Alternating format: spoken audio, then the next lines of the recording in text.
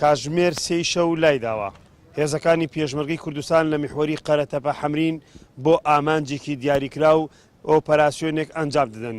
تیمی کەناڵی گەلی کوردستانیش لەگەڵ پێشمەرگەیە. هێزێکی هاوبەشی پێشمەرگە و ئاسایش و ئۆپەراسیۆنی سلێمانی لە نیوەشەوەوە کێوماڵێکی وردی ناوچەکانی لەهەیە بوو عەوامر و سەعێدات و بەشێک لە گوندەکانی ڕۆژئاوای ناحیەی خەرەتەپەیان ئەنجامدا.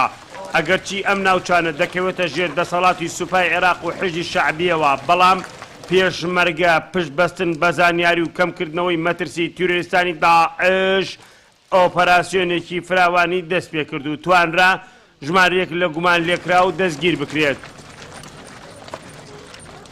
دەستێک گەوەشێنەوە گەڕێنەوە، بەڵام ئەو هێزیان نەماوە کە لە بەرامبەر هێزی پێشمەرگەی کوردستانە بتوانن مقاومە بکەن و خۆیان بگرن.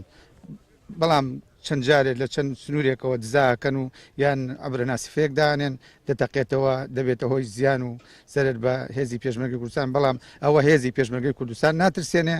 دیارە هێزی پێشمەرگەی کوردستان هەمیشە سنگی کردوتە قەلغان بۆ پاراستنی خاک و نیشتمانەکەی. داعش لەم سنوورە هێز نییە، مەفرەزەیە.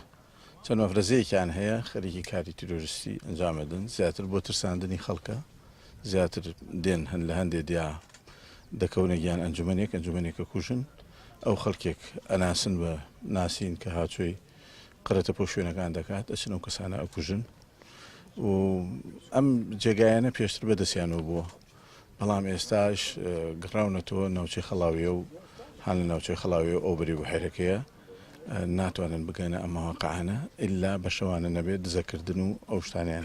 ناوچەکانی سەعێدات و لەهەیە بوو عەوامر دەکەوێتە خۆر ئاوای ناحیەی قەرەتەپە و تەنها 4 کیلۆمەتر لە ناوچەی خەڵاویە دوورە کە تیرۆریستان زۆر جار شەوانە هاتوچەی لێ دەکەن و مەترسی بۆ سەر هاوڵاتیان دروست دەکەن. لەم ئۆپەراسیۆنە هاوبەشەدا توانرا پێشمەرگە و ئاسایش و ئۆپەراسیۆنی سلێمانی خۆیان بگێنە حەشارگە و مۆڵگەکانی داعش.